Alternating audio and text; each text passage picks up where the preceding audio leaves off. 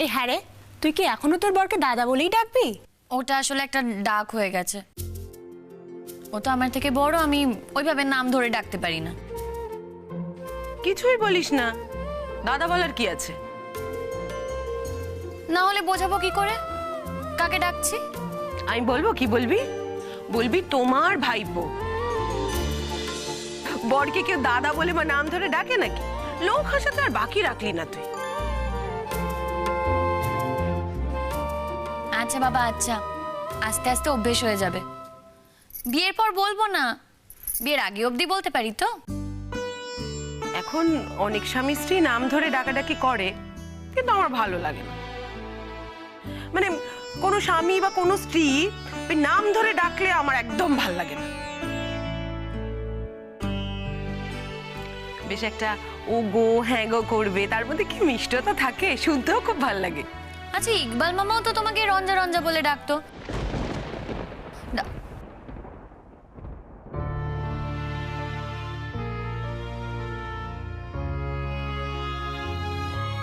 তোর ইকবাল মামার কথা বাদ দে, এত ডাকতো বলেই বোধহয় সব ডাক থামিয়ে চলে গেল। না না, আমি শপথ করেছি তো মনে মনে, এই কদিন আমি একদম মন খারাপ করব না, শপথ করেছি আমি। মুখেই বলবে, জানো তো স্বপ্নম দিদি, রঞ্জাপার রোজ কাঁদে, লুকিয়ে লুকিয়ে কাঁদে, ভাবে আমি দেখতে পাই না। আমি জানি তো, কখনো ছাদে, কখনো বাগানে, কখনো ইকবাল মামার ঘরে, কখনো ইকবাল মামার ছবির সামনে ডুকরে ডুকরে কাঁদে, ভাবে আমি দেখতে পাই না। আমি সব দেখি। তুমি এসছো, এই কদিন যদি একটু কান্নাটা থামে। রোজ রোজ এই কান্না দেখতে আমার ভালো লাগে। বলো তো কেন চলে যেতে পারিস না? বললেই হলো, আমি কোথাও যাব না। ইকবাল মামা আমাকে এখানে বসিয়ে গেছে, আমি কোথাও যাব না। ওই বুড়ো বুড়ি তিনটাকে দেখতে হয় বলে আমি ওই বাড়িতে যাই, না হলে আমি কোথাও যাব না। আমি এখান থেকে নড়ছি না। একদম তাই আনোয়ারদা, কোথাও নড়বে না তুমি। রঞ্জা পিসিকে ছেড়ে কোথাও যাবে না। তুমি এখানে থাকো বলেই তো আমি নিশ্চিন্তে কলকাতায় থাকতে পারি। আমি জানি আনোয়ারদা তোমায় ঠিক দেখে রাখবে। আমার কিছু হবে না রে, কিচ্ছু হবে না আমার। আমার যদি কিছু হতো তাহলে হয়েই যেতে পারত। ওর হলো কেন? যা ঘটেছে তা তো আমার উপরেও ঘটতে পারত। আমিও তো একই অপরাধে অপরাধী ছিলাম, তাহলে আমার কেন কিছু হলো না? ওকে কেন মারলো বল, কেন মারলো? রঞ্জা পিসি, তুমি কিন্তু প্রমিস করেছিলে যে এই কদিন। ঠিক, একদম ঠিক। বলবো না রে, আর কখনো বলবো না। তোর জীবনের একটা বিশেষ দিন, বিশেষ একটা অনুষ্ঠান, আমার দুঃখের ছোঁয়ায় তোর অনুষ্ঠান ম্লান হয়ে যাক, আমি কখনো চাইবো না। আমি কথা দিচ্ছি তোকে, বলবো না। তোর বিয়ে হওয়া পর্যন্ত তো বলবোই না। তুমি না বললে বুঝি আমাদের মনে পড়বে না? আমাদেরও সবসময় মনে পড়ে রঞ্জা পিসি। ইকবাল মামা এমন একটা মানুষ, তাকে মনে পড়বে না?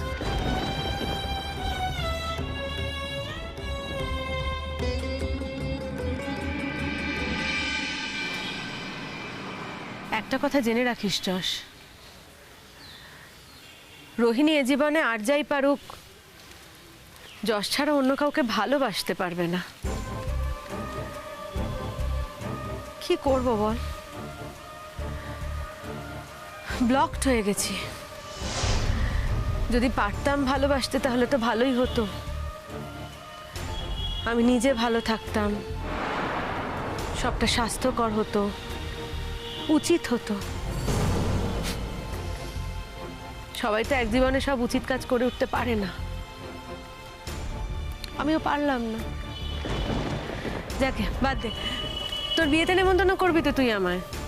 তুই কিন্তু বলেছিস তুই এই বন্ধুত্বটা অ্যাকসেপ্ট করতে পেরেছিস, আমি না পারলেও তুই পেরেছিস, তাহলে তোর আর শাবনামের বিয়েতে আমার আর আমাকে আঘাত করিস না প্লিজ। আঘাত? তোকে? কি বলছিস যশ? তোকে যদি আঘাত করতে পারতাম তাহলে তো হয়েই যেত, বরং সব আঘাত তো আমি নিজের ওপরে নিলাম রে, নীলকণ্ঠের মতো। তুই যেটুকু পেলে সুখে থাকবি, তুই যা পেলে সুখী হবি, ভালো থাকবি, সেই সবটুকু পাওয়ার রাস্তা করে দিলাম তো তোকে। আমি তো বলছি তোকে, আমি তো তোকে বারবার একটা কথা বলছি যে আমরা তো বন্ধু হয়ে থাকতে পারি, আমরা তো বন্ধু ছিলাম। এখন তুই এটা মেনে নিতে চাইছিস না, কি করবো আমি বল? তাহলে তুই যদি আমাদের বন্ধুত্বটা মেনে নিতিস তাহলে আমি তোকে আমার বিয়েতে ইনভাইট করতে পারতাম। তবু তোর তো এই দিনটা জীবনের একটা আনন্দের দিন, সব থেকে আনন্দের দিন। তোর এত বড় একটা আনন্দের দিনে যদি 5 মিনিটের জন্য তোকে একটু দেখতে যেতে পারতাম, আমার ভালো লাগতো। হ্যাঁ মানে অবভিয়াসলি তোর যদি কোনো আপত্তি না থাকে তাহলেই। আর দেখ, তোর সামনে আমার একটা গিফট পাওনা হয় আমার থেকে। আমি এই বিষয় নিয়ে কিছু বলতে পারি না তোকে। আমার কিসের আপত্তি থাকবে? কেনই বা আপত্তি থাকবে আমার? তোর যদি মন চায়, তুই যদি আসতে চাস, তুই আসতেই পারিস। আমার কিচ্ছু বলে নেই, আমি কিছু বলবো না। কিন্তু সেদিন ওখানে এসে যদি তোর মন খারাপ হয়, যদি তুই কষ্ট পাস, তাহলে আমার ভালো লাগবে না, আমি কষ্ট পাবো। এখন তো কষ্ট আমার সারা জীবনের সঙ্গী হয়ে গেল যশ। কি করব, কিছু করার নেই, আমাকে এই নিয়েই গোটা জীবন চলতে হবে। যাকে এগুলো নিয়ে ভেবে লাভ নেই, এসব বাদ দে। আর তো কটা মাত্র দিন তোদের বিয়ের। আমি চলে এলাম ও বাড়ি থেকে, মিউচুয়াল ডিভোর্সও হয়ে গেল। এবার প্রিপারেশন শুরু করবি তো? কেনাকাটা শুরু করতে হবে। কি দিবি শাবনামকে? শাবনামের জন্য কিছু কিনবি না? একটা স্পেশাল কিছু ফুলসজ্জার রাতে উপহার দিতে হবে তো। সেটা নিয়ে আমি এখনো ভাবিনি। ভাবতে তো হবেই। আংটি কিনবি নিশ্চয়ই। বললাম তো, সেটা ভেবে ওঠা হয়নি এখনো। তুই তো আবার একা একা কেনাকাটাও করতে পারিস না। তুই বললে আমি তোকে হেল্প করে দিতে পারি। দেব? বাড়ি যা রোহিণী, আকাশে খুব মেঘ করেছে, কালো হয়ে আছে, যে কোনো মুহূর্তে বৃষ্টি নামবে। তোকে তো বলছি আমি বারবার, আমি গাড়ি করে তোকে বাড়িতে পৌঁছে দিয়ে আসছি। সেই অফারটাও তুই নিলি না, রিজেক্ট করে দিলি। আজ আকাশ ভেঙে বৃষ্টি আসুক যশ, বৃষ্টিতে বিশ্ব চরাচর ধুয়ে সাদা হয়ে যাক, বৃষ্টিতে আমার সবটা ধুয়ে যাক, আমার অতীত, আমার বর্তমান, আমার সবটা ধুয়ে আমি একটা অন্য মানুষ হয়ে যাই Yash. Rohini, sorry sorry sorry, ভুলভাল বকছি, সরি। বোঝার চেষ্টা করো Rohini, I am feeling guilty. আমার কষ্ট হচ্ছে তোর জন্য। কষ্ট নাকি অনুকম্পা? তুই যেভাবে খুশি ব্যাখ্যা কর এটাকে, কিন্তু কষ্ট হচ্ছে, এটা সত্যি। আমার জন্য, শুধুমাত্র আমার জন্য আজকে তোকে এই জীবনে এত বড় একটা আঘাত পেতে হলো, only because of me. I am really feeling guilty about it. বিয়ের আগে তুই কেন সিদ্ধান্তটা বদলে ফেললি না? যদি বদলে ফেলতে পারতিস, আজকে এই কষ্টটা পেতিস না তুই। আমারই ভুল হয়ে গেছে, আমারই তো দোষ। ভুল হয়ে গেছে, কি করব বল? তুই তো ইঙ্গিত দিয়েছিলি, সত্যি তো বিয়ের আগে তুই আমাকে অনেক ইঙ্গিত দিয়েছিলি।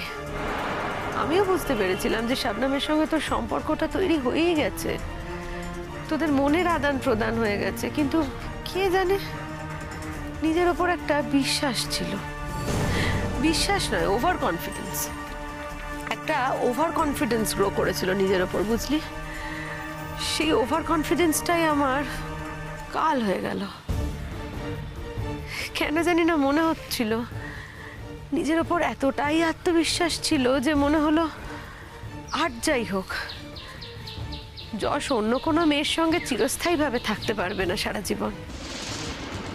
রোহিণীর আশ্রয়টা ওর কাছে খুব দরকার হবে, ও পারে না তো রোহিণীর আশ্রয় ছাড়া।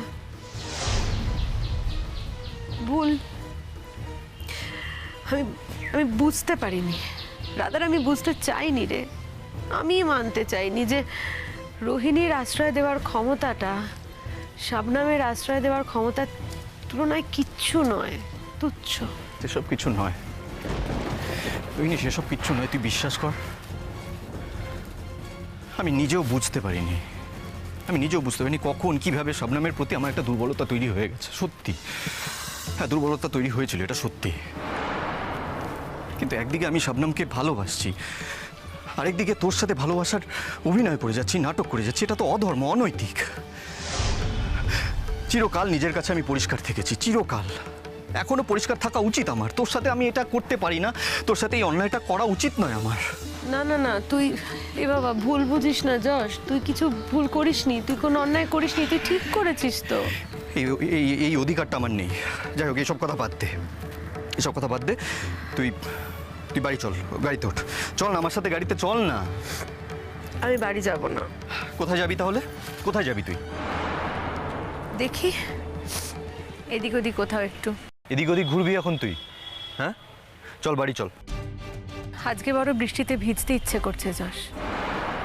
বৃষ্টিতে একা একা হাঁটতে ইচ্ছে করছে, করি না? আজকে আমার মনটা যা চাইছে, আমার যা ইচ্ছে হচ্ছে করি। ঠিক আছে, তোর যেটা ইচ্ছে হয় তুই করিস, কিন্তু আগে বাড়ি চল। আমি তোকে বাড়িতে পৌঁছে দিই, তারপর তোর যা মন চায় তুই করিস। যশ তুই প্লিজ বাড়ি ফিরে যা। দেখ তোর বাড়িতে একটা বিয়ের প্রিপারেশন, এত বড় অ্যারেঞ্জমেন্ট কম কথা তো নয়। তুই ফিরে যা প্লিজ। তোকে এইভাবে মাঝ রাস্তায় ছেড়ে দিয়ে আমি বাড়ি কি করে যাবো বল? আজ রাস্তায় নামিয়েই তো যাচ্ছিস। প্লিজ এভাবে বলিস না, প্লিজ এভাবে বলিস না রোহিণী। আমার খারাপ লাগে। সরি, আর বলবো না। আমি দেখি রে, আমি একটু কলেজ ক্যান্টিনে যাই, বন্ধু বান্ধবদের সাথে দেখা করি, কথাবার্তা বলি। যদি মনটাকে একটু ডাইভার্ট করতে পারি আমি চেষ্টা করব। বাড়িতে গেলে তো একা, আর বাবা মার ওই এক কথা কানের কাছে সারাদিন আমার ভাল লাগছে না। তাই জন্যই দেখি একটু ক্যান্টিনে গিয়ে অন্তত কলেজ অবধি ছেড়ে দিয়ে আসি। না, প্রশ্নই উঠছে না যশ। প্লিজ তুই আর এই কমপ্লিকেশনগুলো বাড়াস না। তুই আমাকে কলেজ অবধি পৌঁছে দিয়ে আসবি, লোকে চারটে কথা বলবে।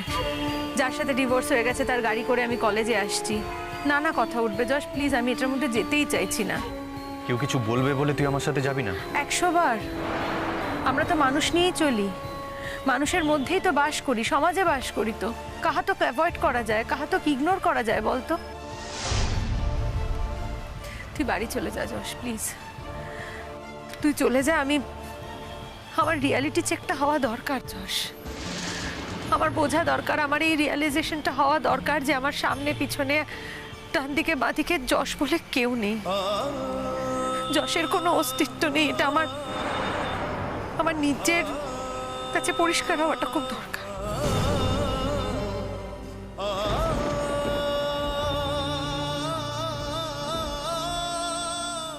তুই না এবার আয় যশ। তুই যতক্ষণ এখানে থাকবি তত আমি আরো ইমোশনাল হয়ে যাব। বরং তুই চলে গেলে আমি একটু শক্ত হতে পারবো। তুই চলে গেলে আমি রিয়ালিটিটা বুঝতে পারবো। আমি বুঝতে পারবো আমি একা, আমি সম্পূর্ণ একা।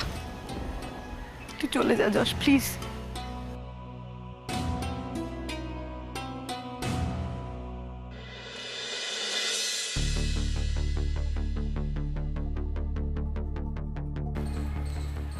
Sorry for everything. I'm really very sorry for everything. যা কিছু হয়েছে, যা কিছু ঘটেছে, পারলে আমাকে ক্ষমা করে দিস তুই। আমি তোর সাথে মিসবিহেভ করেছি, সেই সব কিছুর জন্য তুই আমাকে ক্ষমা করে দিস প্লিজ। সমস্ত কিছুর জন্য, সমস্ত কিছু আমি মাথা পেতে সব কিছুর দায় নিলাম। I'm responsible for everything. I'm responsible. I'm sorry. I'm sorry.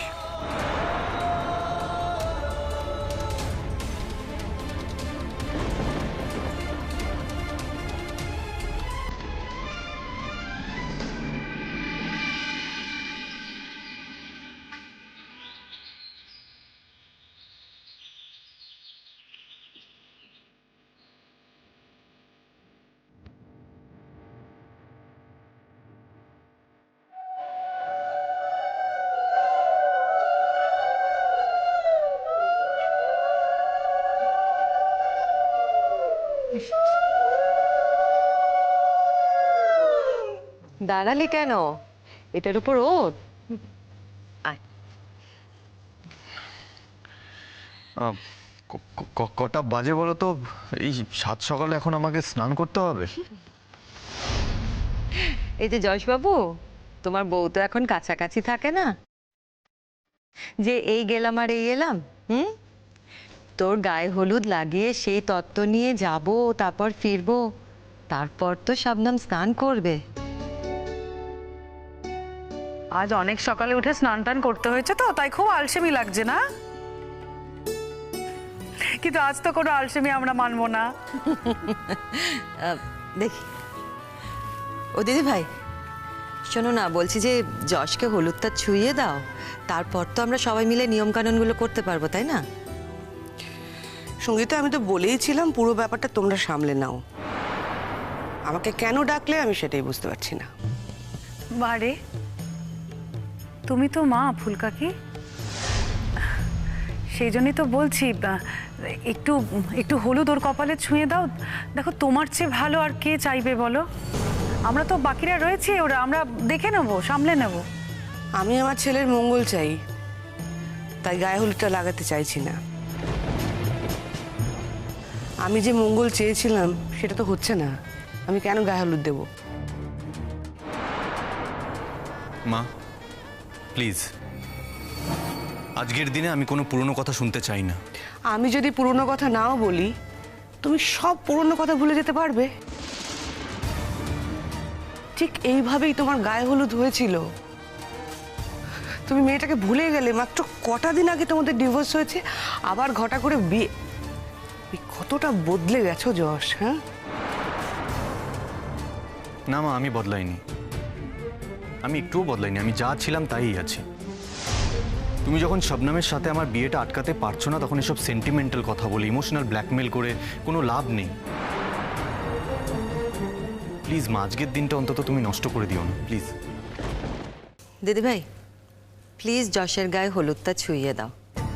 দেখো, তুমি হলুদটা না ছোঁয়ালে তো আমরা বাকি কাজগুলো করতে পারবো না। আর তাছাড়া এখন কিন্তু তুমি চেষ্টা করেও ওর এই বিয়েটা আটকাতে পারবে না। তুমি যশের মঙ্গল অমঙ্গল বলতে কি বোঝো আমি বুঝি না, তবে আমার মনে হয় ছেলের যেটাতে সুখে থাকবে সেটাই ওর মঙ্গল। যাকে যাক, নাও হলুদটা ছুঁয়ে দাও। আমাদের তো এতটা রাস্তা যেতে হবে গায়ে হলুদের তত্ত্ব নিয়ে, তারপর আবার ফেরত আসতে হবে। আর যতক্ষণ না আমরা যাব ততক্ষণ মেয়েটাও তো স্নান করতে পারবে না, তাই না? অনুরোধ করছো তাই পড়িয়ে দিচ্ছি। ছোঁয়াতে হচ্ছে আমাকে, আমার ইচ্ছের বিরুদ্ধে কিন্তু। সরো। থাক মা, তুমি তোমার ইচ্ছের বিরুদ্ধে, তোমার মনের ইচ্ছের বাইরে গিয়ে আমার জন্য কিচ্ছু করতে যেও না, প্লিজ। আজকের দিনে এই মঙ্গলের সঙ্গে যখন তোমার কোনো যোগ নেই, তখন তুমি ছেড়ে দাও না। কিছু করতে হবে না তোমাকে, তুমি ছাড়াও আমার গায়ে হলুদ হবে। কাকিমণি, কোনো রিচুয়ালস বাকি থাকলে প্লিজ সেরে ফেলো।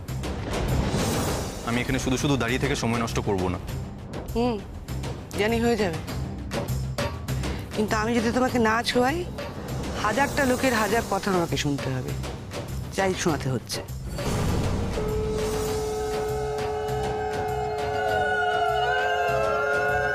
আন্টি,